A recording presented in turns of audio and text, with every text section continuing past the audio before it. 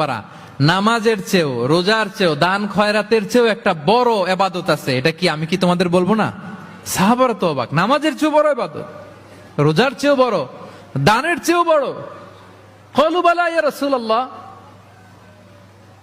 সাহাবারা বললেন অবশ্যই হে নবী, হ্যাঁ আপনি বলেন সেটা কি? বিষ্ণু সাল্লাল্লাহু আলাইহি ওয়াসাল্লাম বললেন ইসলাহু যাতিল বাইন, বিবাদমান দুই গ্রুপকে মাঝখান দিয়ে যে মিলিয়ে দেয়া।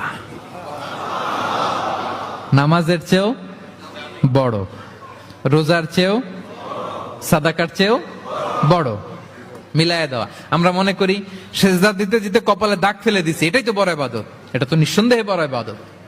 আমরা মনে করি হজ করতে করতে শেষ করে ফেলতেছি, এটাই বড় ইবাদত। জিকির করতে করতে আমরা দিনরাত এক করে ফেলতেছি, এগুলো তো নিঃসন্দেহে ইবাদত। কিন্তু দুই ভাই বিবাদমান দুই গ্রুপের মধ্যে আপনি যদি মিলিয়ে দেন, এগুলো নফল রোজা, নফল দান, নফল সালাতের চেয়ে বেশি সওয়াবের কাজ। পড়েন সুবহানাল্লাহ।